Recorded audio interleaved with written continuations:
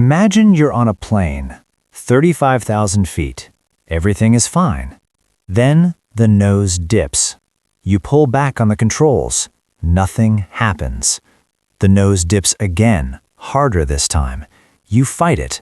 The plane fights back.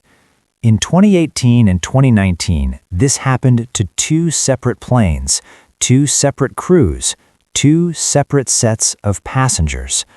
Lion Air Flight 610 on October 29, 2018. Ethiopian Airlines Flight 302 on March 10, 2019. 346 people died. Boeing knew their plane had a problem before the first crash, and they said nothing. The 737 is the most successful commercial aircraft ever built, over 10,000 delivered, flies somewhere on Earth every 2 seconds. Boeing's competitor Airbus launches a new fuel-efficient plane. Airlines love it. Boeing is panicking. Their response? Don't build a new plane, that takes a decade and costs billions. Instead, upgrade the old 737, slap bigger engines on it, call it new. Problem? The bigger engines change how the plane flies. It pitches up dangerously at certain speeds. Boeing's solution? Write software to push the nose down automatically. They call it MCAS, and they decide not to tell pilots it exists. Ed Pearson was a senior manager at Boeing's 737 MAX factory in Renton, Washington. Starting in 2017, working conditions began deteriorating badly. Workers were so exhausted he saw a direct uptick in human error safety incidents. In June 2018, Pearson contacts his manager, requests the factory shut down temporarily so workers can recover. They ignore him. Santiago Paredes worked at Spirit Aerosystems doing final inspections on 737 fuselages. He was finding hundreds of defects every day.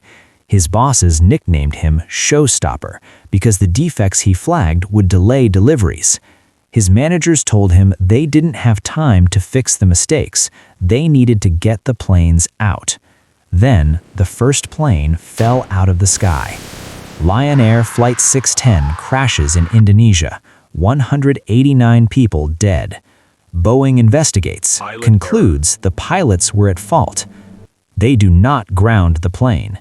They do not tell other airlines about MCAS. They do not warn pilots. 4 months later, Ethiopian Airlines Flight 302 crashes, March 10, 2019. 157 more people dead. Same cause, same software, same outcome.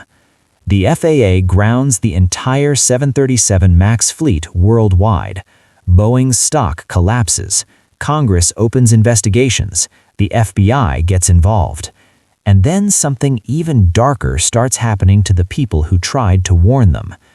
In March 2024, a whistleblower involved in a long-running lawsuit that alleged Boeing retaliated against him died by suicide. His name was John Barnett. He had spent years documenting safety failures at Boeing's South Carolina plant. He was mid-testimony in a legal deposition when he died.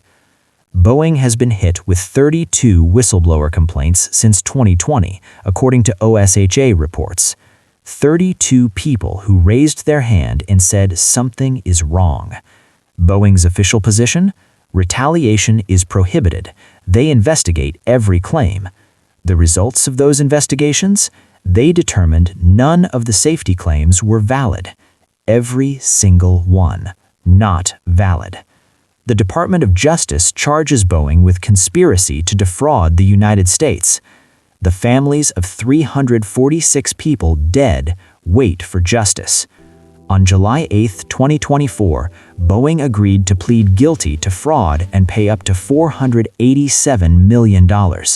Not a single executive charged, not a single person jailed. $487 million sounds like a lot. Boeing's annual revenue is $70 billion. It is 6 days of revenue. On December 5, 2024, a judge rejected even that plea deal, said it didn't go far enough.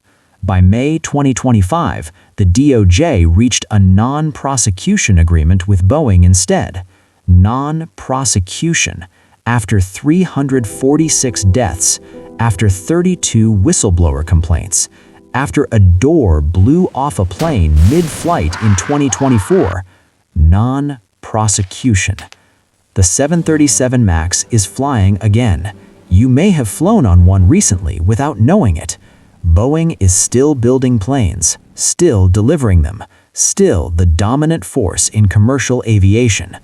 The families of 346 people are still waiting for someone to go to prison. They will probably wait forever. This is the story of Boeing, the company that chose profit over safety, got caught, paid a fine, and kept going. Science is one thing. Corporate impunity is another thing entirely.